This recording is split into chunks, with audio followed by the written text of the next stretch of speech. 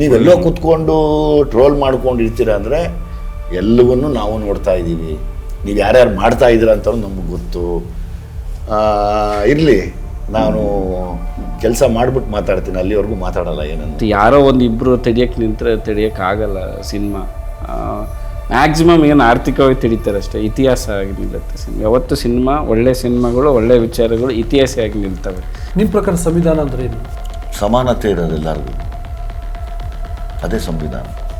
ನನ್ನವರವರು, ನನ್ನನ್ನು ಇಷ್ಟಪಡೋರು ಯಾಕೆ ಹಾಕಿಸ್ಕೋಬಾರ್ದು ಸರ್? ನಿಮಗೆ ಪ್ರೀತಿ ಇಲ್ಲ ಅಂದರೆ ಬಿಟ್ಟುಬಿಡಿ, ಆಯಿತು, ನೀವು ನಿರ್ಧಾರ ಮಾಡಿಬಿಡಿ ಇವತ್ತಿಂದ ನಾವು ನೀಲಿ ಕಲರ್ದು ಏನು ಮುಟ್ಟಲ್ಲ ಅಂತ. ಸರ್, ಯಾರೋ ಟ್ರೋಲ್ ಮಾಡೋರಿಗೆಲ್ಲ ಎದುರ್ಕೊಳ್ಳಂಗಿದ್ರೆ ಜೀವನ ಮಾಡ್ತಿರ್ಲಿಲ್ಲ ಸರ್ ನಾನು. ಆಯ್ತಾ? ನೋಡಿ, ಯಾವಾಗಲೂ ನಮ್ಮ ಹಕ್ಕುಗಳನ್ನು ನಾವು ಯಾರೋ ಟ್ರೋಲ್ ಮಾಡ್ತಾರೆ ಅಂತ ಪಡ್ಕೊಳ್ದೇ ಇರೋಕ್ಕಾಗಲ್ಲ ಅಲ್ವಾ? ಅದು ನಮ್ಮ ಹಕ್ಕು, ನನ್ನ ಹಕ್ಕು, ನಿಮ್ಮ ಹಕ್ಕು, ಖಂಡಿತವಾಗ್ಲೂ ಪಡ್ಕೋಬೇಕಾಗತ್ತೆ. ನೋಡದೆ ಇರೋರು ಏನಿದೆ ಇಷ್ಟೊಂದು ಚರ್ಚೆಗೊಳಗಾಗಿದೆಲ್ಲ ಅನ್ನೋರು ಬಂದಿದ್ದಾರೆ. ಕೆಲವೊಬ್ರು ಗೌಪ್ಯವಾಗಿ ನೋಡಿ ಕತ್ಲಲ್ಲಿ ನೋಡಿ ಆಕೆ ಸೋಷಿಯಲ್ ಮೀಡಿಯಾ ಬರ್ದಾಗೆ ಗೊತ್ತಾಗುತ್ತೆ. ನೋಡಬಾರ್ದು ಅಂತ, ಈ ಸಿನಿಮಾ ನೋಡಬಾರ್ದು ಅಂತ ಅದ್ರ ಅಂಶಗಳು ಬರ್ದಾಗೆ ಗೊತ್ತಾಗುತ್ತೆ, ಅವ್ರು ನೋಡಿದ್ದಾರೆ ಅಂತ ಗೊತ್ತಾಗುತ್ತೆ. ನಮಸ್ಕಾರ, ವಾರ್ತಾಭಾರತೀಯ ವೀಕ್ಷಕರಿಗೆ ಸ್ವಾಗತ. ನಾನು ಧರಣೀಶ್ ಬುಕನ್ಕೆರೆ. ಇವತ್ತು ಲ್ಯಾಂಡ್ ಲಾರ್ಡ್ ಸಿನಿಮಾದ ಬಗ್ಗೆ ಮಾತಾಡಲಿಕ್ಕೆ ಅಂತ ನನ್ನ ಜೊತೆಗೆ ದುನಿಯಾ ವಿಜಯ್ ಸರ್. ನಿಮ್ಮ ದುನಿಯಾ ವಿಜಯ್ ಅಂತ ಕರಿಬೇಕಾ, ಲ್ಯಾಂಡ್ ಲಾರ್ಡ್ ವಿಜಯ್ ಅಂತ ಕರಿಬೇಕಾ? ಸರ್, ನಾನು ನಿಮ್ಮವನು ಸರ್, ಏನು ಬೇಕಾದ್ರೂ ಕರಿಬೋದು, ನಾನು ರೆಡಿ ಇದ್ದೀನಿ. ಅಲ್ಲ, ಲ್ಯಾಂಡ್ ಲಾರ್ಡ್ ಸಿನಿಮಾ ಬಂದ ಮೇಲೆ ನಿಮ್ಮನ್ನ ಲ್ಯಾಂಡ್ ಲಾರ್ಡ್ ಅಂತ ಕರಿತಿದ್ದಾರೆ ಜನ, ಅದಕ್ಕೆ ಕೇಳ್ತಿದ್ದೀನಿ ನಾನು. Thank you sir, thank you very much, ನನಗೆ ತುಂಬ ಥ್ಯಾಂಕ್ಸ್. ಓಕೆ, ಲ್ಯಾಂಡ್ ಲಾರ್ಡ್ ಮತ್ತು ದುನಿಯಾ ವಿಜಯ್ ಅವರಿಗೆ ಕಾರ್ಯಕ್ರಮಕ್ಕೆ ಸ್ವಾಗತ. ಹಾಗೆಯೇ ಲ್ಯಾಂಡ್ ಲಾರ್ಡ್ ಸಿನಿಮಾದ ನಿರ್ದೇಶಕರಾದಂಥ ಜಡೇಶ್ ಹಂಪಿ ಅವರಿದ್ದಾರೆ, ನಿಮಗೂ ಸ್ವಾಗತ. ಮಾತುಕತೆಯನ್ನು ಶುರು ಮಾಡ್ತೀನಿ. ನೀವು ವಾರ್ತಾಭಾರತಿಯನ್ನು ಸಬ್ಸ್ಕ್ರೈಬ್ ಮಾಡಿ ಅಂತ ರಿಕ್ವೆಸ್ಟ್ ಮಾಡ್ಕೊತ. ಸರ್, ಮೊದಲಿಗೆ ಈಗ ನೋಡಿ, ನಾವು ಲ್ಯಾಂಡ್ ಲಾರ್ಡ್ ಬಗ್ಗೆ ಮಾತಾಡ್ತಿದ್ದೀವಿ, ಸೋಷಿಯಲ್ ಮೀಡಿಯಾದಲ್ಲೂ ತುಂಬ ಚರ್ಚೆ ಆಗ್ತಾಯಿದೆ. ನನ್ನ ಪ್ರಕಾರ ಎಲ್ಲರೂ ಲ್ಯಾಂಡ್ ಲಾರ್ಡ್ ಸಿನಿಮಾವನ್ನು ನೋಡಬೇಕು, ಇಟ್ಸ್ ಮೈ ರಿಕ್ವೆಸ್ಟ್. ಈಗ ವಿಜಯ್ ಅವರೇ, ನೀವು ಹೇಳಿ, ಯಾಕೆ ಜನ ಲ್ಯಾಂಡ್ ಲಾರ್ಡ್ ಸಿನಿಮಾನ ನೋಡಬೇಕು? ಸರ್, ತಾವು ಸಿನಿಮಾ ನೋಡಿದ್ದೀರಾ? ನೋಡಿದ್ದೀವಿ. ತಮಗೆ ಆ ಪ್ರಶ್ನೆ ಕೇಳ್ತೀನಿ, ಯಾಕೆ ನೋಡಬೇಕು ಸರ್? ನನಗಿನ್ನ ತಾವು ಎಲ್ಲದರಲ್ಲೂ ದೊಡ್ಡವರು, ತಿಳಿದವರು. ಈಗ ನಮ್ಮದು ಕೂಗ್ತಾನೆ ಇದ್ದೀವಿ, ಯಾಕೆ ನೋಡಬೇಕು ಸರ್? ನೋಡಿ, ನನಗೆ ಅದು ನೋಡಬೇಕು ಅಂತ ಅನಿಸಿರೋ ಕಾರಣಕ್ಕೋಸ್ಕರ ನನ್ನ ಈ ಮುಖಾಂತರ ನಾನು ಜನರಿಗೆ ಹೇಳ್ತಿದ್ದೀನಿ, ಸಿನಿಮಾ ನೋಡಬೇಕು ಅಂತ. ಸಮಾನತೆ, ಸಂವಿಧಾನ, ಕಾನೂನು, ವಿದ್ಯೆ, ಇದ್ರ ಬಗ್ಗೆ ನೀವು ಸಿನಿಮಾದಲ್ಲಿ ಹೇಳಿದಿರಿ. ಸಾಮಾನ್ಯವಾಗಿ ಸಿನಿಮಾಗಳಲ್ಲಿ ಈ ಥರದ ವಿಷಯಗಳನ್ನು ಹೇಳಲ್ಲ. ಇವು ಜನಕ್ಕೆ ಒಂದಲ್ಲ ಒಂದು ಥರದಲ್ಲಿ ಪ್ರತಿ ಕ್ಷಣ ಅಗತ್ಯ ಇರುವಂತಹ ವಿಷಯಗಳು. ಆ ಕಾರಣಕ್ಕೆ ನನಗೆ ಸಿನಿಮಾ ನೋಡಬೇಕು ಅಂತ ಅನ್ನಿಸ್ತು. ನಾನು ಅದರಿಂದಾಗಿ ರಿಕ್ವೆಸ್ಟ್ ಮಾಡ್ತಿದ್ದೀನಿ. ಸರ್, ಇದಕ್ಕೂ ಮೀರಿದ ವಿಷಯಗಳು ಇರ್ಬೋದು ಅನ್ನೋ ಕಾರಣಕ್ಕೆ ನಾನು ನಿಮ್ಗೆ ಕೇಳ್ತಿದ್ದೀನಿ. ಇಲ್ಲ, ಚೆನ್ನಾಗಿದೆ ಅದು. ನಾವು ಯಾವಾಗಲೂ ಏನು ಮಾಡ್ತೀವಿ, ತುಂಬ ಜನ ಮನೆಗಳಲ್ಲಿ ಕೂತು, ಅಯ್ಯೋ ಒಳ್ಳೆ ಒಂದು ಸಿನಿಮಾ ಬಂದು ಹೋಗ್ಬಿಡ್ತಂತೆ, ನನಗೆ ಗೊತ್ತೇ ಆಗಲಿಲ್ಲ ಅಂತ ಮಾತಾಡ್ತಾರೆ. ಹೌದು, ಒಂದು ಒಳ್ಳೆ ಸಿನಿಮಾ ಬಂದಾಗ ಬಂದಿದೆಯಂತಲ್ಲ, ನಾನು ಯಾಕೆ ನೋಡಬಾರ್ದು ಅನ್ನೋ ಡಿಸೈಡ್ಮೆಂಟ್ ಮಾಡೋದು ಬೇಕೀಗ. ಆಲ್ರೆಡಿ ಈಗ ನೋಡ್ತಾ ಇದ್ದಾರೆ, ಎಲ್ಲ ಸಂಘ ಸಂಘಟನೆಗಳು ಒಂದಾಗಿ ನೋಡ್ತಾ ಇದ್ದಾರೆ. ಯಾವಾಗಲೂ ಅದೊಂದು ಇದೆ, ಒಳ್ಳೆ ಸಿನಿಮಾ ಬರೋದೇ ಇಲ್ಲ ಅಂತ ಒಂದು ಮಾತಿದೆ, ಒಳ್ಳೆ ಸಿನಿಮಾ ಬಂದೋಗ್ಬಿಡ್ತಂತೆ ನಮ್ಗೆ ಹೇಳಲೇ ಇಲ್ಲ ಅನ್ನೋ ಒಂದು ಮಾತಿದೆ. ಇವತ್ತು ನಿಮ್ಮ ವಾಹಿನಿ ಮೂಲಕ ಕೂಡ ಒಂದು ಒಳ್ಳೆ ಸಿನಿಮಾ ಬಂದಿದೆ. ಅದು ಎಲ್ಲರ ಭವಿಷ್ಯಕ್ಕೆ, ಇವಾಗ ಹುಟ್ಟಿರೋ ಮಕ್ಕಳೆಲ್ಲರ ಭವಿಷ್ಯಕ್ಕೆ ಅನುಕೂಲ ಆಗುವಂಥ ಒಂದು ವಿಷಯ ಇದೆ. ಸಮಾನತೆ ಬಗ್ಗೆ ಮಾತಾಡ್ತೀವಿ, ಎಜುಕೇಷನ್ ಬಗ್ಗೆ ಮಾತಾಡ್ತೀವಿ, ಮತ್ತು ತಿರ್ಗಾ ನಮ್ಮ ದೇವದಾಸಿ ಪದ್ಧತಿಯ ಬಗ್ಗೆ ಮಾತಾಡ್ತೀವಿ. ಎಲ್ಲವನ್ನು ಮೀರಿ ಸಂವಿಧಾನದಲ್ಲಿ ಸಮಾನತೆ ಬೇಕು ಅಂತ ಮಾತಾಡ್ತಾ ಇದ್ದೀವಿ. ಇಷ್ಟೆಲ್ಲ ವಿಷಯನ ಒಳಗೊಂಡಿರೋದ್ರಿಂದ ಈ ಸಿನಿಮಾನ ಎಲ್ಲರೂ, ಅಂದರೆ ಲೈಕ್ ಮಕ್ಕಳ ಸಮೇತ ಇದನ್ನು ನೋಡಿ, ಆವಾಗ ಮಕ್ಕಳೇ ನಿಮ್ಮನ್ನು ಪ್ರಶ್ನೆ ಕೇಳೋಂಗಾಗಲಿ, ಸಮಾನತೆ ಅಂದರೆ ಏನು, ಸಂವಿಧಾನ ಅಂದರೆ ಏನು. ಯಾಕಂದರೆ ಆ ಪ್ರಶ್ನೆಗಳು ಬಂದಾಗ ಮಾತ್ರ ಮಕ್ಕಳ ಬಾಯಲ್ಲಿ ತಂದೆ ತಾಯಿಗಳು ಜವಾಬ್ದಾರಿಯುತವಾಗಿ ಸಮಾನತೆ ಅಂದರೆ ಇದು, ಸಂವಿಧಾನ ಅಂದರೆ ಇದು ನಿನ್ನ ಮುಂದೆ ಓದ್ತೀಯ ಕಣಪ್ಪ, ಇದೆಲ್ಲ ನಿನಗೆ ಬೇಕಾಗತ್ತೆ ಬದುಕಿಗೆ, ಇವು ನಾವು ಮಾಡ್ಕೋಬೇಕಾಗಿರೋ ಆಸ್ತಿ, ಮೊದಲನೇ ಸಂಪಾದನೆ ಮಾಡ್ಕೋಬೇಕಾಗಿರೋ ಆಸ್ತಿ ಅನ್ನೋದೇ ಜ್ಞಾನ. ಅದರಲ್ಲಿ ಸಂವಿಧಾನ ಅನ್ನೋದು ತುಂಬ ದೊಡ್ಡ ಪಾತ್ರ ವಹಿಸುತ್ತೆ. ಮತ್ತು ಅಕ್ಷರ ಜ್ಞಾನ, ಎಜುಕೇಷನ್ ಅನ್ನೋದು ತುಂಬ ದೊಡ್ಡ ಪಾತ್ರ ವಹಿಸುತ್ತೆ. ಇಲ್ಲಿ ಒಂದು ಹೆಣ್ಣು ಮಗು ಪ್ರತಿನಿಧಿಸಿ ಆ ಭಾಗ್ಯ ಅನ್ನೋ ಒಂದು ಕ್ಯಾರೆಕ್ಟ್ರು ಮಾತಾಡ್ತಾ ಅಕ್ಷರ ಜ್ಞಾನದ ಬಗ್ಗೆ ಆಗಲಿ ಅಥವಾ ಆಕೆಗೆ ಕಾನೂನಿನ ಉಪಯೋಗವಾಗಲಿ. ಈಗ ದುರುಪಯೋಗಗಳೇ ಜಾಸ್ತಿ. ನೀವು ಒಂದು ನ್ಯೂಸ್ ಪೇಪರ್ ತೆಗೆದು ನೋಡಿದ್ರೆ ಇವತ್ತು ನೀವು ನೋಡೋಂಥ ಎಲ್ಲ ನ್ಯೂಸ್ ಪೇಪರ್ಗಳಲ್ಲೂ ಸಂವಿಧಾನಕ್ಕೆ ವಿರೋಧವಾಗಿರೋ ನ್ಯೂಸ್ಗಳು ಇದ್ದೇ ಇದೆ. ಅದನ್ನು ತೋರ್ಸೋಕ್ಕಾದ್ರೂ ತೋರಿಸಿ ನೀವು ಮಕ್ಕಳಿಗೆ ಕರ್ಕೊಂಡೋಗಿ ಅಂತ. ಹಂಪಿ ಅವರು ನೀವೇನು ಹೇಳ್ತೀರಿ? ಜಡೇಶ್ ಹಂಪಿ ಅಂದರೆ ನನ್ನ ಪ್ರಕಾರ ಒಬ್ಬ ನಿರ್ದೇಶಕರಾಗಿ ನಿಮ್ಮದೊಂದು ಬೇರೆದೊಂದು ದೃಷ್ಟಿಕೋನ ಇರುತ್ತಲ್ವ, ಈ ಕಾರಣಕ್ಕೋಸ್ಕರ ಸಿನಿಮಾ ನೋಡಬೇಕು ಅಂತ. ಸೊ ನಿಮ್ಮ ಪ್ರಕಾರ ಯಾವ ಕಾರಣಕ್ಕೆ ಜನ ಲ್ಯಾಂಡ್ ಲಾರ್ಡ್ ಸಿನಿಮಾನ ನೋಡಬೇಕು? ಅಂದರೆ ಇವಾಗ ಸಿನಿಮಾ ಅಂತಂದರೆ ಬೇರೆ ಬೇರೆ ಇರ್ತವೆ. ಒಂದು ಫುಲ್ ಮನೋರಂಜನೆ ಮೂಲ ಆಗಿರುತ್ತೆ, ಇನ್ನೊಂದು ವಿಚಾರಗಳ ಮೂಲ ಆಗಿರುತ್ತೆ, ಇನ್ನೊಂದು ಸಾಮಾಜಿಕ ಒಂದು ಬೇರೆ ಇರುತ್ತೆ. ನಂದು ಅಂದರೆ ಮನೋರಂಜನೆ ಜೊತೆ ಒಂದು ವಿಚಾರಗಳು ನನ್ನ ಕಾನ್ಸೆಪ್ಟ್. ಹೊಸದೇನಿಲ್ಲ, ತಮಿಳಲ್ಲಿ ತುಂಬ ಪ್ರಯತ್ನಗಳು ಬೇರೆ ಬೇರೆ ಲ್ಯಾಂಗ್ವೇಜಲ್ಲಿ ಆಗುತ್ತೆ, ಇಲ್ಲಿ ಆಗಿರಲಿಲ್ಲ. ಸೊ ಇಲ್ಲಿ ನಾನು ಒಂದು ಮಾಡೋ ಪ್ರಯತ್ನ ಮಾಡಿದೆ. ಒಂದು ಕಂಟೆಂಟ್ ಸಿನಿಮಾಗಳನ್ನ ವಿತ್ ಎಂಟರ್ಟೈನ್ಮೆಂಟ್ ನೋಡಬೇಕು ಅಂತಂದರೆ ಅದು ಲ್ಯಾಂಡ್ ಬಿಟ್ಟರೆ ಬೇರೆ ಸಿಗಲ್ಲ. ಬೇರೆ ಎಂಟರ್ಟೈನ್ಮೆಂಟ್ ಮೂಲ ಆಗಿರುತ್ತೆ, ನಮ್ಮ ಕಂಟೆಂಟ್ ಜೊತೆ ಎಂಟರ್ಟೈನ್ಮೆಂಟ್ ಇದೆ, ಈ ಕಾರಣಕ್ಕೋಸ್ಕರ ನೋಡಬೇಕು. ಸೊ ನಿಮಗೆ ಈ ಕಮರ್ಷಿಯಲಿ ಸಿನಿಮಾ ಏನಾದರೂ ಸಕ್ಸಸ್ ಆಗದೆ ಇದ್ದರೆ ಅನ್ನುವಂಥ ಆತಂಕ ಇತ್ತಾ ಮೊದಲು? ಖಂಡಿತವಾಗ್ಲೂ ಇಲ್ಲ ಸರ್, ಖಂಡಿತವಾಗ್ಲೂ ಇಲ್ಲ. ಇಲ್ಲಿ ಕಮರ್ಷಿಯಲ್ ನೀವು ಯೋಚನೆ ಮಾಡಿರಲಿಲ್ವಾ ಅಥವಾ ಆತಂಕನೇ ಇರಲಿಲ್ಲ? ನಮ್ಗೆ ಆತಂಕನೇ ಇರಲಿಲ್ಲ ಸರ್. ಯಾವತ್ತೂ ಒಳ್ಳೆಯದಕ್ಕೆ ಕಾಲ ಇದೆ ಸರ್. ಒಂದು ಸಣ್ಣ ನಿಧಾನ ಆಗ್ಬೋದು ಅಷ್ಟೇ ಹೊರತು ಒಳ್ಳೇದು ಕೆಟ್ಟಿರೋ ಯಾವ ವಿಧಾನಗಳು ಎಲ್ಲೂ ನಾನು ನೋಡೇ ಇಲ್ಲ, ಕೆಡೋದೇ ಇಲ್ಲ. ಅದು ಕೆಡಕ್ಕೆ ಸಾಧ್ಯನೂ ಇಲ್ಲ ಸರ್. ನಾವು ಅದನ್ನು ಯಾವುದೂ ತಲೆಯಲ್ಲಿ ಇಟ್ಕೊಂಡು ಮಾಡಲಿಲ್ಲ. ನಮ್ಮದು ಒಂದೇ ಉದ್ದೇಶ, ಈಗ ನೋಡಿ, ಈಗ ತಾಯಿ ತಂದೆ ಅನ್ನಿಸ್ಕೊಂಡು ಒಬ್ಬ ನಿರ್ದೇಶಕರು ಇರ್ತಾರೆ. ಒಂದು ಸ್ಕ್ರಿಪ್ಟ್ ಬರೆದಾಗ ತಾಯಿನೂ ಅವರೇ, ತಂದೆನೇ ಅವರೇ. ಅವ್ರಿಗೆ ಅಷ್ಟು ಜವಾಬ್ದಾರಿ ಇದೆ ಅಂದಮೇಲೆ ತಾಯಿ ತಂದೆಗೆ ನಾನು ಕೆಲಸ ಮಾಡೋನು, ನನಗೆಷ್ಟು ಜವಾಬ್ದಾರಿ ಇದು ಬೇಡ. ನಾನು ಒಬಿಡಿಯೆಂಟಾಗಿದ್ದಾಗ ಮಾತ್ರ ಇಂಥವು ಸಾಧ್ಯ. ಇಲ್ಲಾಂದರೆ ಇಂಥ ಒಂದು ಏನು ಹೇಳ್ತಾರೆ, ಇದು ಒಂದು ಜ್ಞಾನ, ಒಂದು ಬೆಳಕು ಅಂತ ಹೇಳ್ಬೋದು. ಈ ಬೆಳಕಿನಡೆಗೆ ನಡೆಯೋಕ್ಕಾಗೋದಿಲ್ಲ ಸರ್ ಇದು. ಹಂಗಾಗಿ ನಾನು ಯಾವಾಗಲೂ ಯಾವ ಆತಂಕ ಇಲ್ದಿರೋ ಕೆಲಸ ಮಾಡಿದ್ರೆ ಅದಕ್ಕೆ ತಕ್ಕನಾಗಿ ಜನ ಇವತ್ತು ಉತ್ತರವನ್ನು ಕೊಡ್ತಾ ಇದ್ದಾರೆ, ಅದಕ್ಕೆ ಚೆನ್ನಾಗಿ ಸ್ಪಂದಿಸ್ತಾ ಇದ್ದಾರೆ. ಇದನ್ನು ಒಂದು ಹೋರಾಟವಾಗಿ ತಗೊಂಡು ಎಲ್ಲರೂ ಮುಂದೆ ನುಗ್ತಾ ಇದ್ದಾರೆ. ಅದಕ್ಕಿಂತ ಇನ್ನು ದೊಡ್ಡ ಶಕ್ತಿ ಇನ್ನೇನು ಬೇಕು ಸರ್ ನಮಗೆ? ತಾವು ಯಾವತ್ತೂ ಇಂಥವೆಲ್ಲ ಬಯಸ್ದಿರ, ಈ ಥರ ಸಿನಿಮಾನ ಕಮರ್ಷಿಯಲ್ನ ಬಯಸ್ದಿರ, ಮುಂದೆ ನಿಂತು ತಾವೇ ಹಿರಿಯರು ಮತ್ತು ಒಳ್ಳೆ ಮನಸ್ಥಿತಿಯವರೇ ಬಂದು ಮಾತಾಡ್ತೀರಾ ಅಂದಾಗ ಎಲ್ಲರೂ ನೋಡಲಿ ಅನ್ನೋ ಆಸೆಗೆ ನಾವು ಇದನ್ನು ಹೋರಾಟ ಮಾಡ್ತಾ ಇರೋದು. ಜಡೇಶ್ ಅವ್ರು, ನಿಮ್ಗೆ ಅನಿಸುತ್ತೆ ಅಂದರೆ ಈಗ ಏನಾಗುತ್ತೆ, ಕಮರ್ಷಿಯಲ್ ಸಿನಿಮಾದ್ದು ಅಂದರೆ ಅದರದ್ದು ಫಾರ್ಮ್ಯಾಟೇ ಬೇರೆ ಇರ್ತದೆ, ಅದರದ್ದು ಆಡಿಯನ್ಸೇ ಬೇರೆ ಇರ್ತಾರೆ. ನೀವು ಕಂಟೆಂಟ್ ಜೊತೆಗೆ ಎಂಟರ್ಟೈನ್ಮೆಂಟು ಅಂತ ಹೇಳ್ತಿದ್ದೀರಿ. ಇದಕ್ಕೆ ಅಂದರೆ ಕನ್ನಡದಲ್ಲಿ ಇದು ಪ್ರಯೋಗ, ಹೌದು ಅದಲ್ವಾ? ಪ್ರಯೋಗ ಸಕ್ಸಸ್ ಆಗುತ್ತೋ ಆಗಲ್ವೋ ಅನ್ನೋದು ಆಬ್ವಿಯಸ್ಲಿ ಆ ಕ್ವಶನ್ ಇರುತ್ತಲ್ವಾ? ಸೊ ನಿಮ್ಗೆ ಯಾವ ರೀತಿ ಅದಿತ್ತು ಅಂತ? ನಿಮ್ಗೆ ಇರಲಿಲ್ಲ, ಯಾಕಂದ್ರೆ ನಾನು ಗುರು ಶಿಷ್ಯರೇ ಇನ್ನೂ ಇದಕ್ಕಿಂತ ಪ್ರಯೋಗ. ಇಲ್ಲಾಂದ್ರೆ ನನಗೆ ಆ್ಯಕ್ಷನ್ಸ್ ಸಾಂಗ್ಸ್ ಅಂತ ಸಿಗುತ್ತೆ. ಗುರು ಶಿಷ್ಯರು ನನಗೆ ಅಲ್ಲೇ ನಾನು ಒಂದು ಗಾಂಧಿ ವಿಚಾರ ಇಟ್ಕೊಂಡು ಖೋಖೋ ಸ್ಪೋರ್ಟ್ಸ್ ಮೇಲೆ ಹೋಗಿದ್ದೆ. ಅದು ನಶಿಸಿ ಹೋಗ್ತಿರೋ ಗೇಮ್ ಇಟ್ಕೊಂಡೆ ನಾನು ಅಲ್ಲಿ ಮಾಡಿ ನನಗೆ ಅಲ್ಲೇ ಒಳ್ಳೆ ರಿಪೋರ್ಟ್ ಸಿಕ್ತು, ಸಕ್ಸಸ್ ಸಿಕ್ತು ನನಗೆ. ಓಕೆ, ಅಂಬೇಡ್ಕರ್ ಈಗ ಅದಾದಮೇಲೆ ಕಾಟೇರ ಮಾಡಿದ್ವಿ. ಅವರಂತ ದೊಡ್ಡ ಹೀರೋಗೆ ಆ ಥರದ್ದೊಂದು ಕಂಟೆಂಟು ಹೋಗುತ್ತೆ, ಅಲ್ಲೂ ಸಕ್ಸಸ್ ಸಿಕ್ತು, ಕೊಡ್ತಾನೆ ಬಂದಿದ್ದಾರೆ. ನಾವು ಸುಮ್ಮನೆ ಒಂದು ಭ್ರಮೆಯಲ್ಲಿದ್ದೀವಿ ಅಂತ ಅನಿಸುತ್ತೆ ಅಷ್ಟೇ. ಒಂದು ಭ್ರಮೆಯಲ್ಲಿ ಇದ್ದೀವಿ, ಮತ್ತು ಯಾರೋ ಒಂದು ಇಬ್ಬರು ತೆಡಿಯೋಕ್ಕಾಗಲ್ಲ ಸಿನಿಮಾ. ಮ್ಯಾಕ್ಸಿಮಮ್ ಏನು ಆರ್ಥಿಕವಾಗಿ ತೆಡಿತಾರೆ ಅಷ್ಟೇ, ಇತಿಹಾಸ ಆಗಿ ನಿಲ್ಲುತ್ತೆ ಸಿನಿಮಾ. ಯಾವತ್ತು ಸಿನಿಮಾ, ಒಳ್ಳೆ ಸಿನಿಮಾಗಳು, ಒಳ್ಳೆ ವಿಚಾರಗಳು ಇತಿಹಾಸ ಆಗಿ ನಿಲ್ತವೆ. ಅವನು ಎಷ್ಟು ತೆಡಿತಾನೋ ಯಾರಿಗೂ ಒಂದು ತಲುಪಲಾರ್ದಂಗೆ ಅದು ನಾಳೆ ತಲುಪುತ್ತೆ. ಯಾಕಂದರೆ ಹಿಸ್ಟ್ರಿ ಇದು, ಸಿನಿಮಾ ಅನ್ನೋದು ದೊಡ್ಡ ಡಾಟಾ, ಇದು ಎಲ್ಲಿಗೂ ಹೋಗೋದೇ ಇಲ್ಲ. ವಿಜಯ್ ಅವರು, ನೀವು ಇದು ಹೇಳ್ತಿದ್ದೀನಿ, ನಾನು ಇತ್ತೀಚೆಗೆ ಅಂಬೇಡ್ಕರ್ ಓದ್ತಿದ್ದೀನಿ ಅಂತ. ಅಂಬೇಡ್ಕರ್ ಓದ್ತಿದ್ದೀನಿ ನೀವು ಹೇಳಿದ್ದಕ್ಕೆ ಸಾಕ್ಷಿ ಲ್ಯಾಂಡ್ ಲಾರ್ಡ್ ಸಿನಿಮಾ, ಆಯಿತಾ? ಸೊ ನಿಮಗೆ ಯಾವ ಹಂತದಲ್ಲಿ ಅಂಬೇಡ್ಕರ್ನ ಓದಬೇಕು ಅಂತ ಅನಿಸ್ತು? ನನಗೆ 10 ವರ್ಷದ ಮುಂಚೆ ನನ್ನ ಸ್ನೇಹಿತರೊಬ್ಬರು ಹನುಮಂತ್ ಎಲ್ಸಂಗಿ ಅಂತೇಳಿ ಗುಲ್ಬರ್ಗಲ್ಲಿ ತುಂಬ ದೊಡ್ಡ ಹೋರಾಟಗಾರರು, ಅವರ ಭೇಟಿಯಾದ ಸಂದರ್ಭದಲ್ಲಿ ಅವರು ನನಗೆ ಸ್ಟಾರ್ಟ್ ಮಾಡಿಸಿದ್ರು.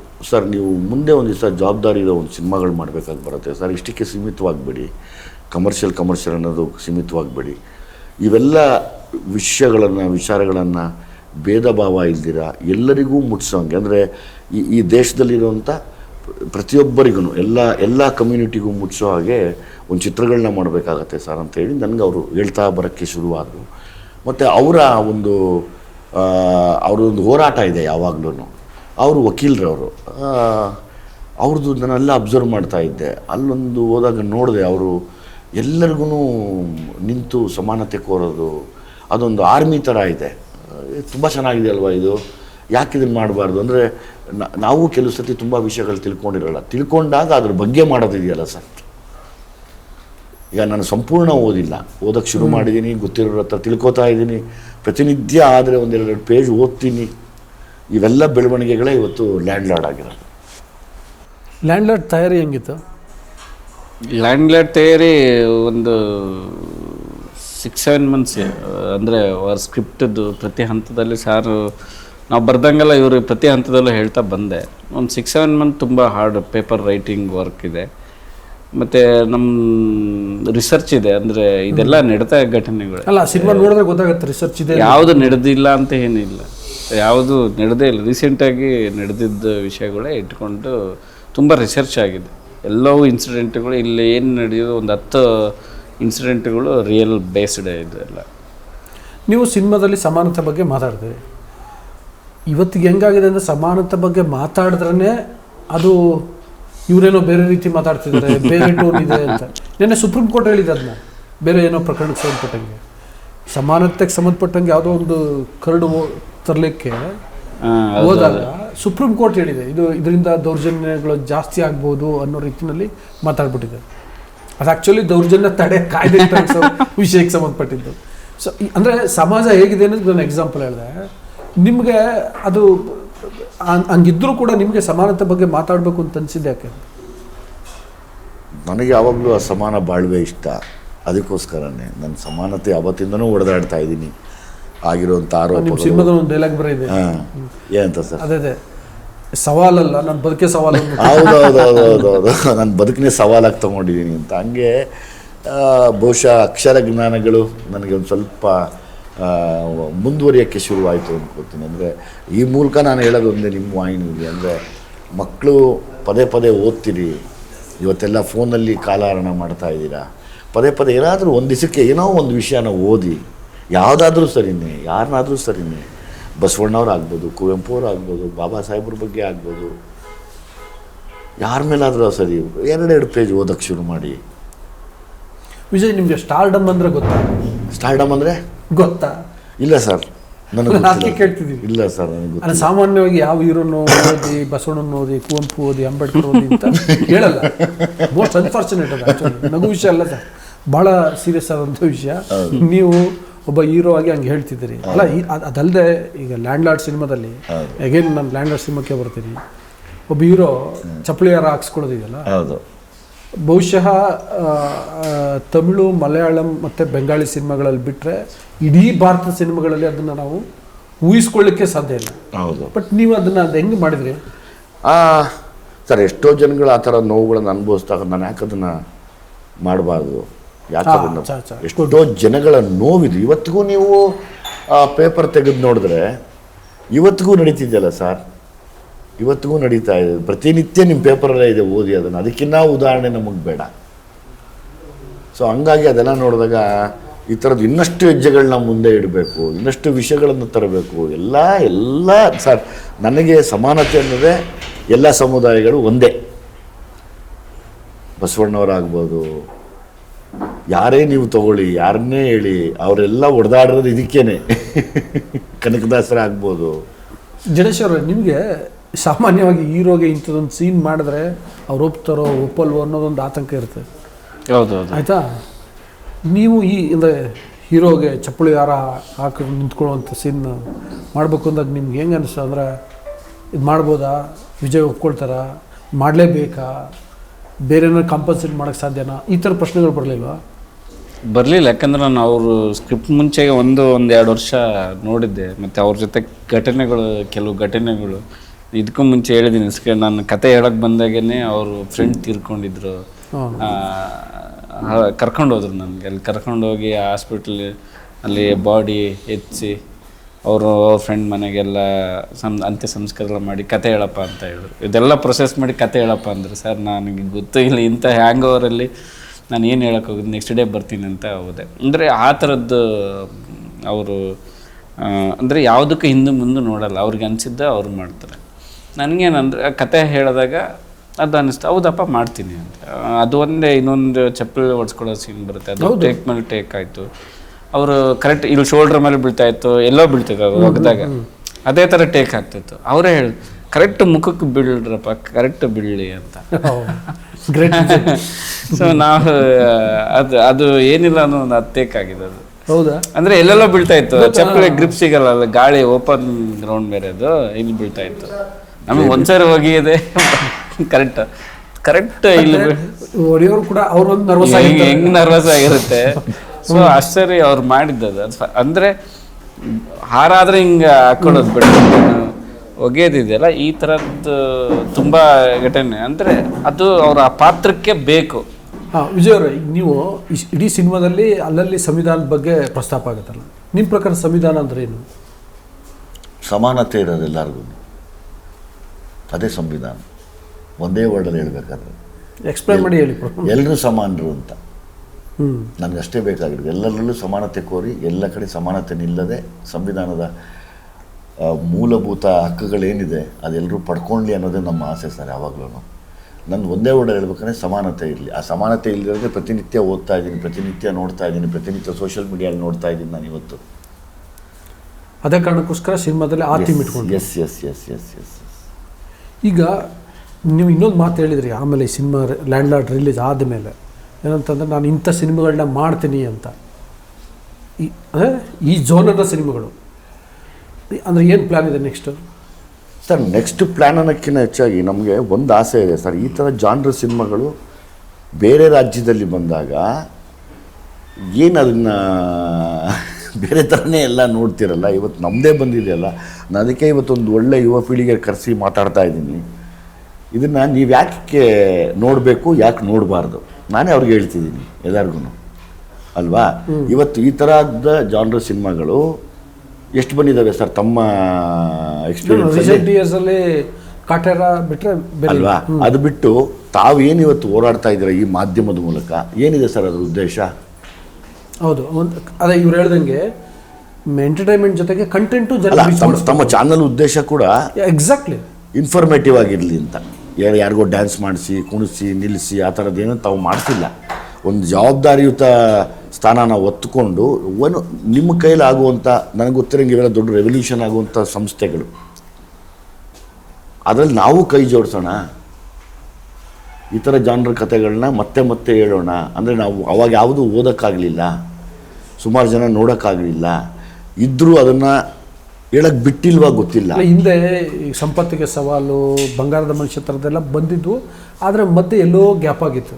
ಹೌದು. ಸೊ ಈಗ ಮತ್ತೆ ಕಟ್ಟಡದಿಂದ ಹೌದು ಹೌದು ಹೌದು ಡೆಫಿನೆಟ್ ಆಗಿ ಬೇರೆ ಒಳ್ಳೆ ಸಿನಿಮಾಗಳು ಬಂದಿವೆ, ಇಲ್ಲ ಅಂತಲ್ಲ. ಆದರೆ ಈ ಜಾನರ್ನ ಸಿನಿಮಾಗಳು, ಕಂಟೆಂಟ್ನ ಸಿನಿಮಾಗಳು, ಮತ್ತು ಸಮಾಜಕ್ಕೆ ಹೇಳಲೇಬೇಕಾಗಿರುವಂಥ ವಿಷಯಗಳನ್ನ ಹೇಳ್ತಿರ್ಲಿಲ್ಲ ಈ ಸಿನಿಮಾ ರಂಗ, ಪರ್ಟಿಕ್ಯುಲರ್ಲಿ ಕನ್ನಡ ಸಿನಿಮಾ ರಂಗ. ಈಗ ನೀವು ಹೇಳಿ ಕೊಟ್ಟಿರಲ್ಲ, ಮುಂದೆ ನಿಮಗೆ ಈ ಸಿನಿಮಾದಲ್ಲಿಂದ ಕಮರ್ಷಿಯಲಿ ಇದು ಹೆಂಗೆ ರಿಯಾಕ್ಟ್ ಮಾಡುತ್ತೆ, ನಾವೆಂಗೆ ಮಾಡಬೇಕು ಅನ್ನೋದೊಂದೇ ಒಂದಷ್ಟು ಎಕ್ಸ್ಪೀರಿಯನ್ಸ್ ಆಗಿರುತ್ತೆ. ಸೊ ಅದರಿಂದ ಮುಂದೆ ಏನು ನಿಮ್ಮ ಪ್ಲ್ಯಾನ್ ಅಂತ ಕೇಳ್ತಿದ್ದೀನಿ ನಾನು. ಮುಂದೆ ಈ ಥರ ಸಿನಿಮಾಗಳು ಮಾಡ್ತಾ ಇರಬೇಕಲ್ವ ಸರ್. ಅಂದರೆ ಎಲ್ಲ ಥರದ ಸಿನಿಮಾಗಳು ಮಾಡಬೇಕು. ಅಂದರೆ ಎಲ್ಲೆಲ್ಲಿ ನೋವುಗಳಿದೆಯೋ ಅದನ್ನು ಸ್ಪಂದಿಸಿದಷ್ಟು ಅದು ಬಹುಶಃ ಮುಂದೆ ಬದಲಾವಣೆ ಆಗಲಿ. ಅಂದರೆ ಯಾವ ಬದಲಾವಣೆ ಆಗಲಿ, ಎಜುಕೇಷನಲ್ಲಿ ಬದಲಾವಣೆ ಆಗಲಿ ಅನ್ನೋ ಉದ್ದೇಶ. ಹೊಡೆದಾಟಗಳಲ್ಲಾಗಲಿ, ತಪ್ಪು ಮಾಡೋದ್ರಲ್ಲಾಗಲಿ, ಕ್ರೈಮ್ ಕಮಿಟ್ ಮಾಡೋದ್ರಲ್ಲ, ಎಜುಕೇಷನಲ್ಲಿ ಬದಲಾವಣೆ ಆಗಲಿ.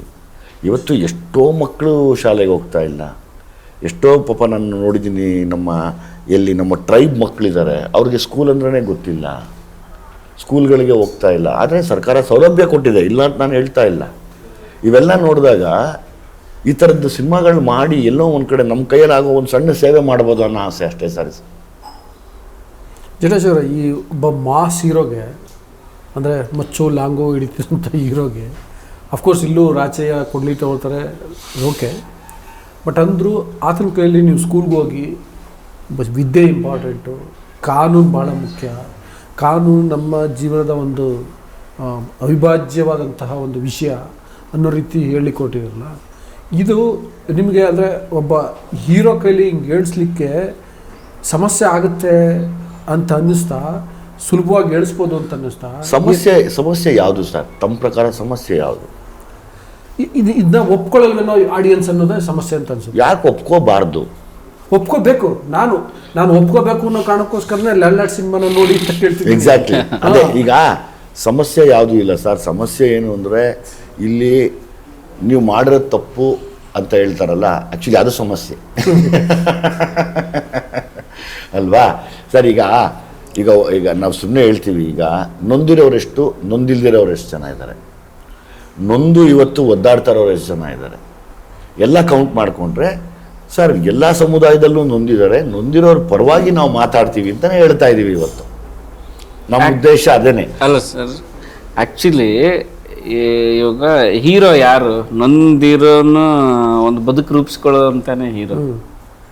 ಇದು ರೈಟ್. ಆ್ಯಕ್ಚುಲಿ ನಾವು ಮಾಡಿದ್ ರೈಟ್. ಇದು ಸಮಸ್ಯೆ ಏನಲ್ಲ. ಇದನ್ನ ನಾವು ಒಪ್ಕೊಳ್ಳಲ್ಲ. ನೊಂದಿರೋನೇ ಹೀರೋ. ನೀವು ಮಾಡಿರೋ ಸಮಸ್ಯೆ ಅಂತ ಹೇಳ್ತಿಲ್ಲ. ರಿಸೀವರ್ ಒಬ್ರ ಕಣ್ಣಿಗೆ ಸಮಸ್ಯೆ ತರ ಕಾಣ್ತಾ ಇದೆ ಅಂದ್ರೆ ಹಂಗಾರೆ ಸಂವಿಧಾನದ ಬಗ್ಗೆ ಸಮಸ್ಯೆ ಹೇಳ್ತಾ ಇದ್ದೀರಾ ನೀವು? ಇಲ್ವಲ್ಲ. ಯಾಕದನ್ನ ಒಪ್ಕೊಳಕ್ ರೆಡಿ ಇಲ್ಲ? ಹೌದು, ಒಪ್ಕೊಳ್ಳಿ, ಅದನ್ನ ಒಪ್ಕೊಳ್ಳಿ ಸರ್. ಒಪ್ಕೊಂಡ್ರೆ ತಾನೇ ಎಲ್ಲರೂ ಬದುಕಕ್ಕೆ ಸಾಧ್ಯ ಅಂತ ನಾವು ಹೇಳ್ತಾ ಇದ್ದೀವಿ. ಈಗ ನೋಡಿ ಸಿನಿಮಾ, ಜಡೇಶ್ ನೀವು ಹೇಳಿ, ಸಿನಿಮಾದಲ್ಲಿ ಏನಿದೆ, ನೀವು ಸಮಾನತೆ ಬಗ್ಗೆ ಹೇಳ್ತಾ ಇದ್ದೀರಿ, ಹೌದಾ? ಇಡೀ ಸಿನಿಮಾದ ಉದ್ದಕ್ಕೂ ಅದು ಅಲ್ಲಲ್ಲಿ ಅದು ಪ್ರತಿಫಲನ ಆಗತ್ತೆ. ಆದರೆ ಅಲ್ಲೆಲ್ಲೋ ಒಂದು ಸಣ್ಣದೊಂದು ವರ್ಗ ಸಂಘರ್ಷ ಅಂತ ಒಂದು ವರ್ಗ ಭಾವಿಸ್ತಿದೆ. ನೀವು ಸಮಾನತೆ ಬಗ್ಗೆ ಹೇಳ್ತಿದ್ದೀವಿ ಅಂತಂದರೆ ನನ್ನ ಸಮಕ್ಕೆ ನೀನು ಅನ್ನೋ ರೀತಿ ಆಗ್ಬಿಡುತ್ತೆ ಅನ್ನೋ ಥರದ್ರೆ ಬರ್ತದೆ. ಯಾರ ಸಮಕ್ಕೆ ಅದನ್ನ ಹೆಂಗೆ, ಅಲ್ಲಲ್ಲ ಒಂದು ನಿಮಿಷ, ಅದನ್ನ ಹೆಂಗೆ ನೀವು ಜಸ್ಟಿಫೈ ಮಾಡಿದಿರಿ? ಹೌದು, ಕ್ಲೈಮ್ಯಾಕ್ಸ್ ಅಲ್ಲಿ ವರ್ಗ, ನಾನು ಯಾವ ವರ್ಗನ ನಮ್ಮ ಅವರು ರಾಚಯ್ಯನ ವರ್ಗನೇ ಬೈಕೊಳ್ಳೋದು. ಅವನು ಯಾವ ವರ್ಗನೂ ಬೈಯಲ್ಲ. ಫಸ್ಟ್ ಸಿನಿಮಾ ತಪ್ಪು ಗೈಡಲ್ಲಿ ಹೋಗ್ತಾ ಇದೆ ನನಗೆ. ಆದ್ರೆ ಆಲ್ರೆಡಿ ಸೋಷಿಯಲ್ ಮೀಡಿಯಾದಲ್ಲಿ ಜಾತಿ ತೋರಿಸ್ತಾರೆ, ಅದು ಅವನ ವರ್ಗನೇ ಬೈಯೋದು. ಅಲ್ಲಿ ಅದು ಇನ್ನೊಂದು ವರ್ಗ ಅಲ್ಲಿ ಕ್ಯಾರೆಕ್ಟರ್ ಇರ್ತದೆ. ಅಲ್ಲಿ 3 ಜನ ಅವ್ರ ವರ್ಗದವರು, ಮಿತ್ರ ಆಗಿರ್ಬೋದು, ಇನ್ಸ್ಪೆಕ್ಟರ್ ಕ್ಯಾರೆಕ್ಟರ್ ವರ್ಗನು ಅದು ಅವ್ರ ವರ್ಗನೇ. ಫಸ್ಟ್ ಸೀನಲ್ಲಿ ಹೇಳ್ತೀನಿ, ನಮ್ಮವನಾಗಿ ಈಕಪ್ಪ ಅಂತಂದು MLA reservation first time sir ಅವ್ರ ವರ್ಗನ ಅವ್ನು ಬೈತಾ ಇರೋದು. ಯಾವ ಸಿನಿಮಾದಲ್ಲಿ ಅದು ಇಲ್ಲ. ಇದೆ ಅಲ್ಲ, ಏನೋ ರಾಂಗ್ ಗೈಡಲ್ಲಿ ಹೋಗ್ತಾ ಇದೆ. ತಪ್ಪು ಯಾರು ಮಾಡಿರೋ ತಪ್ಪು ಅಷ್ಟೇ. ಅಲ್ಲಿ ಒಂದು ಡೈಲಾಗು ಕೂಡ ಬರುತ್ತೆ, ನೀರಿಗೆ ಪಾಚಿನ. ಹೌದು ಸರ್. ಇವತ್ತು ನೋಡಿ, ಸುಮ್ಮನೆ ಹೇಳ್ತೀನಿ ಕೇಳಿ. ಈಗ ನಮ್ಮದು ಆನೇಕಲ್ ಕ್ಷೇತ್ರ ಅಂತ ಇಟ್ಕೊಳ್ಳೋಣ. ನಮ್ಮಲ್ಲೇ ಒಳ್ಳೊಳ್ಳೆ ಹುಡುಗರು ಲೀಡರ್ಗಳಿದ್ದಾರೆ. ಅವ್ರುಗಳು ಮುಂದೆ ಏನೋ ಲೈಕ್ ಜನಸೇವೆ ಮಾಡಬೇಕು ಅಂತ ಇದ್ದಾರೆ ಅಂತ ಇಟ್ಕೊಳ್ಳಿ. ಅವರೆಲ್ಲ ಮುಂದೆ ನಿಂತು ಕರೆಕ್ಟ್ ಅಲ್ವಾ ಇದು ಅಂತ ಯೋಚನೆ ಮಾಡೋಕ್ಕೆ ಶುರು ಮಾಡಿದ್ರೆ ಅವ್ರಿಗೆ ಅನಿಸುತ್ತೆ ತಾವು ಮಾಡ್ತಿರೋದು ಕರೆಕ್ಟಾಗಿ ತಪ್ಪ ಅಂತ. ನಾನು ಮಾಡ್ತಿರೋದು ಕರೆಕ್ಟಾಗಿ ತಪ್ಪ ಅಂತ ಅವ್ರಿಗೆ ಅನಿಸ್ಬಿಟ್ರೆ ನಾವು ಒಂದು ಸಣ್ಣ ಬದಲಾವಣೆಗೆ ಕೈ ಜೋಡಿಸ್ದಂಗೆ ಅದು ಯಾವಾಗಲೂ. ಜಡೇಶ್, ಈಗ ನಾವು ಬೇರೆ ಭಾಷೆ ಸಿನಿಮಾಗಳ ಜಾನರ್ಗಳ ಬಗ್ಗೆ ಮಾತಾಡ್ತಿದ್ದಲ್ಲ, ಈಗ ಕನ್ನಡದಲ್ಲಿ ಈಗ ಲ್ಯಾಂಡ್ಲಾರ್ಡ್ ಆಯಿತು, ಓಕೆ, ಸಮವ್ ಈ ಸಿನಿಮಾ ಸಕ್ಸಸ್ ಆಗಿದೆ ಅಂತ ಅನ್ಕೊತೀನಿ ನಾನು.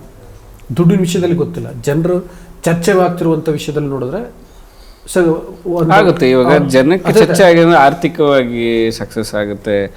ಬೇರೆ ಬೇರೆ ಇನ್ನು ಸಿನಿಮಾದಲ್ಲಿ ಬೇರೆ ಬೇರೆ ರೂಪಗಳು, OTT ಅವು ಎಲ್ಲ ಕಡೆ ನಮ್ಮದೆಲ್ಲ ತುಂಬ ಬೇಡಿಕೆಯೆಲ್ಲ ಇದಾಗುತ್ತೆ. ಅದ್ರದ್ದು ನಮ್ಮದೇನು ಕೊರತೆ ಇಲ್ಲ. ಯಾಕಂದರೆ ಆ ಜಾನರ್ ಹಿಂದಿನ ಸಿನಿಮಾಗಳು ಸಕ್ಸಸ್ ಆಗಿದೆ, ಇದು ಆಗುತ್ತೆ ನೆಕ್ಸ್ಟ್. ಅಲ್ಲಲ್ಲ, ನಾನು ಅದೇ ಹೇಳ್ಕೊಟ್ಟೆ ನೋಡಿ. ಒಂದು ಆಶಯದ ಕಾರಣಕ್ಕೋಸ್ಕರ, ಸಂವಿಧಾನ, ಸಮಾನತೆ, ಕಾನೂನು, ವಿದ್ಯೆ ಅಂತೇನು ಹೇಳಿದೆಯಲ್ಲ ಸಿನಿಮಾ, ಆ ಕಾರಣಕ್ಕೆ ಈ ಸಿನಿಮಾ ಸಕ್ಸಸ್ ಆಗಬೇಕು. ಮತ್ತು ಈ ಸಿನಿಮಾ ಸಕ್ಸಸ್ ಆದರೆ ಇಂಥದ್ದು ಇನ್ನೊಂದಷ್ಟು ಸಿನಿಮಾಗಳು ಬರ್ಬೋದು ಅನ್ನೋ ರೀತಿ ಇರ್ತದೆ. ನಾನು ಅದಕ್ಕೆ ಕೇಳಿದ್ದು, ಇದು ಸಕ್ಸಸ್ ಆಗಬೇಕು ಅನ್ನೋದು ಆಶಯದಷ್ಟೇ ಅಲ್ಲ, ಕಮರ್ಷಿಯಲ್ ದೃಷ್ಟಿಯಿಂದ ನೋಡ್ಬೇಕಲ್ಲ.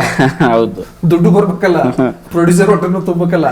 ಅಲ್ಲ, ಅದಕ್ಕೆ ಕೊಡ್ಲಿ ಇಡಿಸಿ ಸ್ವಲ್ಪ ಆ್ಯಕ್ಷನ್ ಮಾಡಿದ್ದು. ಕೆಲವೊಬ್ಬರು ಅದನ್ನು ಇದೆ, ಆಯುಧ ಹಿಡಿದು ಸಂವಿಧಾನ ಅನ್ನೋ ಥರ ಅನ್ನೋ ಇದೆ. ಒಂದು ಸಿನಿಮಾದ ಒಂದು ಫಾರ್ಮೇಟ್ ಒಂದು, ಮತ್ತೆ ಸಂವಿಧಾನದಲ್ಲಿ ಕೂಡ ಅದ್ರಾಗ ಸಿನಿಮಾದ ಒಂದು ಇದು ಜಸ್ಟಿಫೈ ಮಾಡ್ಬಿಟ್ಟಿದ್ರಲ್ಲ, ಕಾಯೋನೆ ಇದು ಏನು ಆಯುಧ ಹಿಡಿತಾನೆ ಅಂತ. ಅದು ಮತ್ತೆ ಪ್ರೊಟೆಕ್ಷನ್ ಯಾರಿಗಿಲ್ಲ, ಅವನಾಗೆ ಯಾವತ್ತಿಗೂ ಹೋಗಲ್ಲ. ಯಾರನ್ನ ರಾಚೆ ಯಾರಾದ್ರೂ ಹೊಡಿಯಕ್ಕೆ ಹೋಗಿದ್ದಾನೆ ಇಲ್ಲ, ಅವ್ನು ಪ್ರೊಟೆಕ್ಷನ್ಗೆ ಆಯುಧ ಹಿಡಿಬೋದು. ಸಂವಿಧಾನದಲ್ಲಿ ಅದು ಇದೆ. ವಿಜಯ್, ನೀವು ಈ ಸೋಷಿಯಲ್ ಮೀಡಿಯಾಗಳಲ್ಲಿ ಒಂದು ಸ್ವಲ್ಪ ಟ್ರಾಲ್ ಆಗ್ತಿದೆ ನಿಮ್ಮ ಬಗ್ಗೆ, ಗಮನಿಸಿದ್ದೀರಾ? ಏನಂತ? ನೀವು ಗಮನಿಸಿದಿರಾ ಅಂತ ಕೇಳಿದೆ ನಾನು. ಇಲ್ಲ ಇಲ್ಲ, ಏನಂತ ನನಗೆ ಅದನ್ನ ಗಮನಿಸೋ ಟೈಮ್ ಇಲ್ಲ ಸರ್. ಯಾವತ್ತು ನಾನು ನನ್ನ ಜೀವನನ ಪಾಸಿಟಿವ್ ಆಗಿ ಇಟ್ಕೊಂಡೇ ನೋಡ್ತೀನಿ ಹೊರತು ನೆಗೆಟಿವ್ ಇಟ್ಕೊಂಡು ನಾನು ಹೋಗೋಕ್ಕೆ ನೋಡಲ್ಲ. ಈಗ ಫಾರ್ ಎಕ್ಸಾಂಪಲ್ ನೀವು ನೀಲಿ ಶಾಲು ಹಾಕೊಳ್ತಿರೋದ್ರ ಬಗ್ಗೆ ಯಾಕೆ ಹಾಕ್ಕೋಬಾರ್ದು? ನಾನು ಹಾಕೋಬೇಡಿ ಅಂತ ಹೇಳ್ತಿಲ್ಲ. ಅಲ್ಲ, ನಾನು ಯಾಕೆ ಹಾಕ್ಕೋಬಾರ್ದು ಅಲ್ವಾ? ನಿನಗೆ ಬೇಡ ಅಂದರೆ ನನಗೆ ಬೇಕು ಅಲ್ವಾ? ಯಾಕದನ್ನ ಇದ್ರಾಗಿ ನೋಡ್ತಾ ಇದ್ದೀರಾ? ಹಂಗಾದ್ರೆ ಸಿನಿಮಾ ಪ್ರಚಾರಕ್ಕೋಸ್ಕರ ಬಳಸ್ಕೊಳ್ತಿದ್ದಾರೆ ಅಂತ ಸರ್, ಸಿನಿಮಾ ಪ್ರಚಾರಕ್ಕೋಸ್ಕರ ನಾವು ಹಂಗೆಲ್ಲ ಬಳಸ್ಕೊಳಂಗಿದ್ರೆ ದಿನ ಅದನ್ನೇ ಹಾಕ್ಕೊಂಬೋದಾಗಿತ್ತು ಅಲ್ವರಾ? ಮನಸ್ಸೊಳಗಡೆನೆ ಹಾಕ್ಕೊಂಬಿಟ್ಟಿದ್ದೀವಿ ಅದನ್ನು. ಆಯ್ತಾ? ಮನಸ್ಸೊಳಗಡೆನೆ ಭದ್ರವಾಗಿ ಸುತ್ತಿ ಇಟ್ಕೊಂಡಿದ್ದೀವಿ. ಖಂಡಿತವಾಗ್ಲೂ ಯಾರೋ ಇಷ್ಟಪಡೋರು ನನ್ನನ್ನು ತಂದು ಶಾಲೆ ಹಾಕ್ತಾರೆ, ಖಂಡಿತವಾಗ್ಲೂ ಹಾಕ್ಕೋತೀನಿ ಅದನ್ನು. ಆಮೇಲೆ ಯಾಕೆ ಹಾಕ್ಕೋಬಾರದು ಹಂಗಂದ್ರೆ ಒಂದು ಕೆಲಸ ಮಾಡಿ, ನೀವು ಯಾರು ನೀಲಿ ಬಟ್ಟೆನೇ ಹಾಕ್ಕೋಬೇಡಿ, ಮನೆಯಲ್ಲಿ ಬಿಸಾಕ್ಬಿಡಿ. ನಿಮಗೆ ನೀಲಿ ಕಂಡ್ರೆ ದ್ವೇಷ ಅಲ್ವಾ, ಅಸೂಯೆ ಅಲ್ವಾ? ಹಾಕೋಬೇಡಿ ನೀಲಿ. ಪಾಪ ಒಳ್ಳೆದನ್ನು ಬಿಟ್ಬಿಡಿ, ಹಂಗಾರೆ ತೊಂದರೆ ಇಲ್ಲ. ನೋಡೋಣ, ಹಾಕೊಳ್ಳೋರ ಬಗ್ಗೆ ಯಾಕೆ ನಿಮ್ಗೆ ಅಸೂಯೆ ಅಲ್ವಾ? ಯಾಕೆ ಸರ್ ಅಷ್ಟೊಂದು ಅಸೂಯೆ? ನೀವು ಬರೆಯೋ ಪೆನ್ನಲ್ಲಿ ನೀಲಿ ಇದ್ರೆ ಅದನ್ನು ಬಿಸಾಕ್ಬಿಡಿ. ನೋ ನೋ ನೋ ನೋ ಯಾವ ವರ್ಗ ನೀಲಿ ಬೇಡ, ನೀಲಿ ಶಾಲು ಬೇಡ ಅಂತಿದೆಯೋ ಆ ವರ್ಗ ನೀಲಿ ಇಂಕ್ ಬೇಡ ಅಂತ ಯಾವತ್ತೂ ಹೇಳಿಲ್ಲ. ನೀಲಿ ಇಂಕಿಂದನೇ ಅವ್ರು ಹಂಗಿರೋದು ಅಲ್ವಾ? ಅಲ್ವಾ? ಮತ್ತೆ ನೋಡಿ, ಹಂಗಾರೆ ಎಲ್ಲ ಬಿಟ್ಬಿಡಿ. ನೋಡೋಣ ಸರ್, ಪ್ರೀತಿಯಿಂದ ಹಾಕ್ತಾರೆ ಸರ್. ನನ್ನವರವರು, ನನ್ನನ್ನು ಇಷ್ಟಪಡೋರು ಯಾಕೆ ಹಾಕಿಸ್ಕೋಬಾರ್ದು ಸರ್? ನಿಮಗೆ ಪ್ರೀತಿ ಇಲ್ಲ ಅಂದರೆ ಬಿಟ್ಟು ಬಿಡಿ, ಆಯಿತು. ನೀವು ನಿರ್ಧಾರ ಮಾಡಿಬಿಡಿ ಇವತ್ತಿಂದ, ನಾವು ನೀಲಿ ಕಲರ್ದು ಏನು ಮುಟ್ಟಲ್ಲ ಅಂತ. ಸರ್, ಯಾರೋ ಟ್ರೋಲ್ ಮಾಡೋರಿಗೆಲ್ಲ ಎದುರ್ಕೊಳ್ಳಂಗಿದ್ರೆ ಜೀವನ ಮಾಡ್ತಿರ್ಲಿಲ್ಲ ಸರ್ ನಾನು. ಆಯ್ತಾ? ಅವ್ರಿಗೆಲ್ಲ ನಾನು ಜೀವನನೇ ಮಾಡ್ತಿರ್ಲಿಲ್ಲ. ನೀವು ಎದುರಿಸೋರಿಗೆ ಅಥವಾ ಬೆದರಿಕೆ ಹಾಕೋರಿಗೆ ಅವ್ರಿಗೆಲ್ಲ ತಲೆ ಬಗ್ಸೋ ಜಾಯಮಾನನೇ ನಂದಲ್ಲ ಸರ್. ಯಾವತ್ತಿಗೂ ಎದುರಿಲ್ಲ, ಮುಂದೇನೂ ಎದುರಲ್ಲ. ನಾನು ನನ್ನ ನಿಲುವುಗಳನ್ನ ಬಿಡಲ್ಲ. ಯಾರನ್ನ ಆಡ್ಕೋತಾ ಇಲ್ಲ. ಅದೇ ಲ್ಯಾಂಡ್ ಲಾರ್ಡ್ ಸಿನಿಮಾದ ಡೈಲಾಗ್, ಬದುಕನ್ನೇ ಸವಾಲಾಗಿ ಸ್ವೀಕರಿಸಿ, ಬದುಕನ್ನೇ ಸವಾಲಾಗಿ ತಗೊಂಡಿರೋರು. ಆಯ್ತು, ಇನ್ಮೇಲೆ ದಿನ ಹಾಕೋತೀನಿ, ಏನು ಮಾಡ್ತೀರಾ? ಹಠಕ್ಕೆ ಬಿದ್ದರೆ ನಾವು ಹಠಾನೆ ಅಲ್ವಾ? ಬೇಡ. ನಾವು ಆ್ಯಕ್ಚುಲಿ ಯಾರನ್ನು ಹಠಕ್ಕೆ ಕೇಳ್ಕೊಂಡು ಹೋಗ್ತಾ ಇಲ್ಲ. ನಾವು ಸಂವಿಧಾನ ದಯಮಾಡಿ ಸಂವಿಧಾನದ ಬಗ್ಗೆ ತಿಳ್ಕೊಳ್ಳೋಣ. ಸರಿ, ನಾವು ಸಂವಿಧಾನದ ಬಗ್ಗೆ ಹೇಳ್ತೀವಿ ಅನ್ನೋದಾದರೆ ತಪ್ಪಿದೆಯಾ? ಸಂವಿಧಾನದಲ್ಲಿ ತಪ್ಪಿದೆಯಾ? ಸಂವಿಧಾನ ಬರೆದವ್ರದ್ದು ತಪ್ಪಿದೆಯಾ? ಎಷ್ಟು ವರ್ಷ ಅಂತ ಹಿಂಗೆ ಇಟ್ಕೊಂಡಿರ್ಬೇಕು ನಾವು ಇದನ್ನು? ಇನ್ನೆಷ್ಟು ದಿವಸ ಅಂತ ಹಿಂಗೆ ಇಟ್ಕೊಂಡಿರ್ಬೇಕು?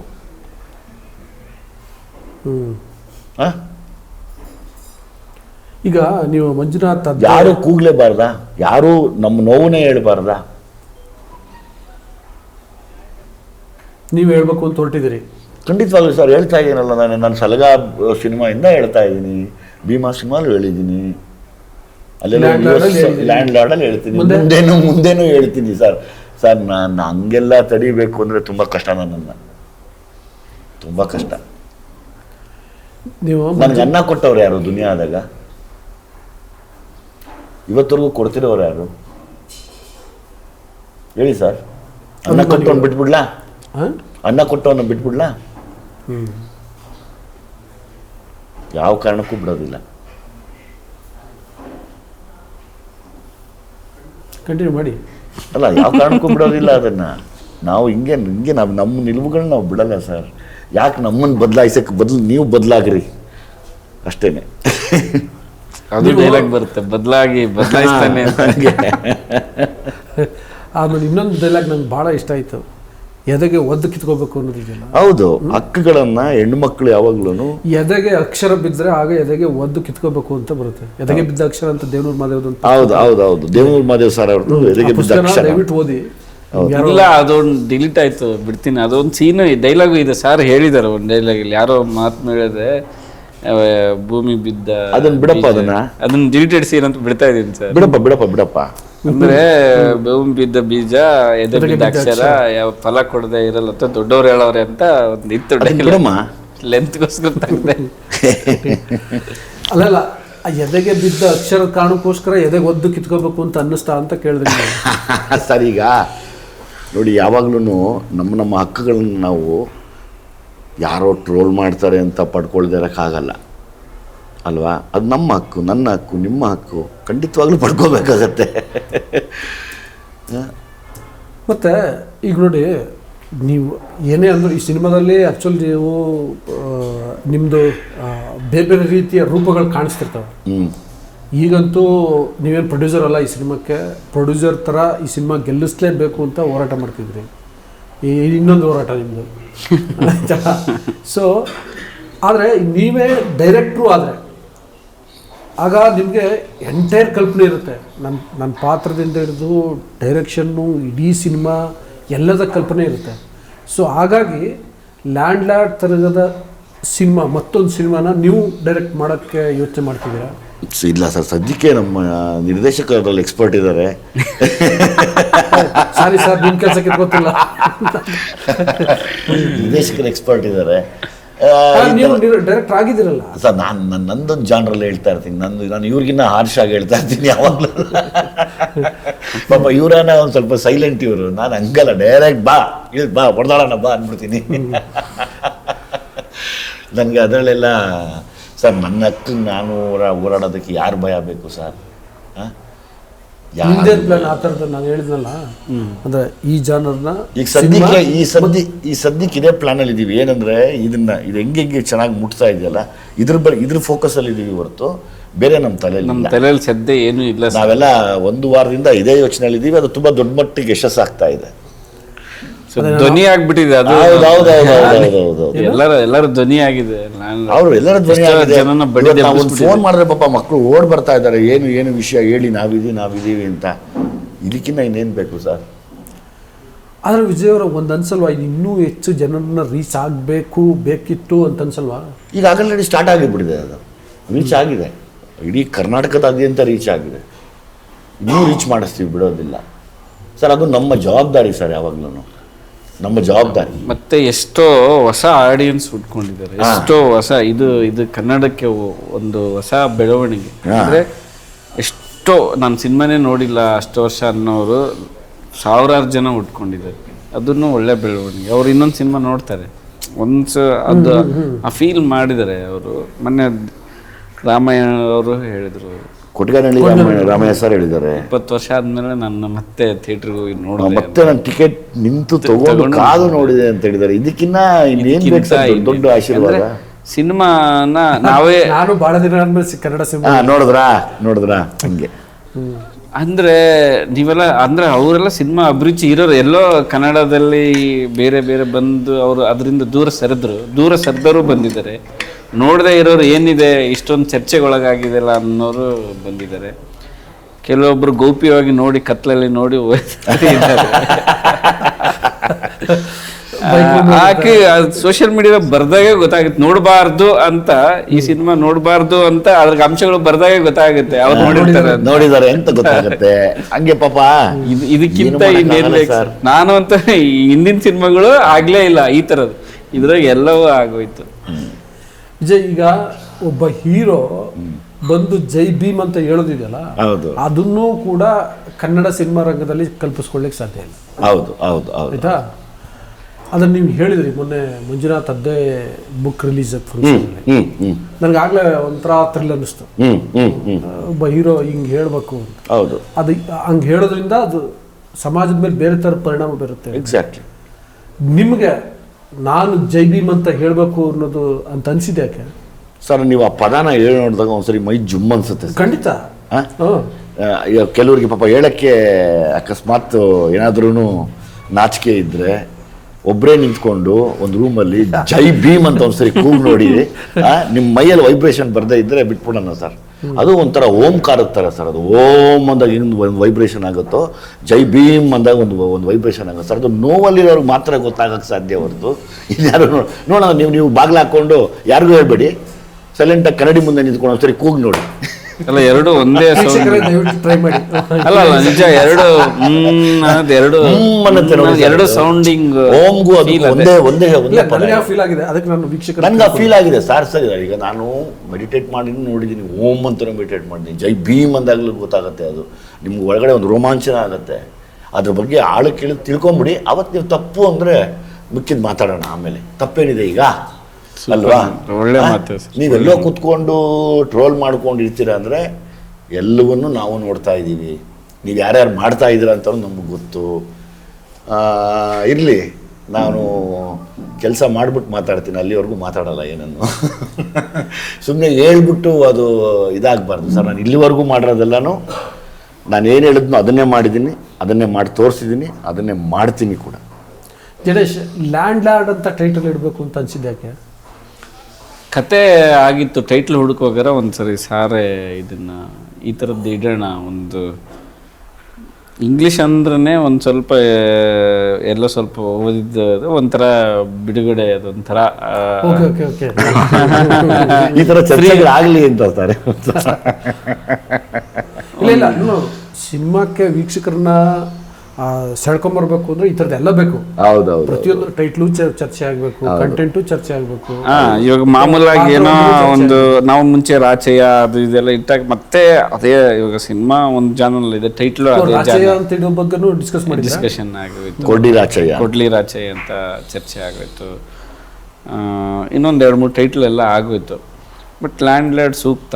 ಈಗ ಅದು ಅವಾಗಿನ ಒಂದು ಪದ ಬಳಕೆ, ಅದೊಂದು ಕನ್ನಡ ಪದ ಆಗೋಗ್ಬಿಟ್ಟಿದೆ. ನೀನೇನು ಜಮೀನ್ದಾರ ಅನ್ನೋದೇ ಒಂಥರ ನೋಡ್ತಾರೆ, ನೀನೇನು ಲ್ಯಾಂಡ್ ಲಾರ್ಡ್ ಅಂದರೆ ಅದು ಈಸಿಯಾಗಿ ನೋಡ್ತಾರೆ.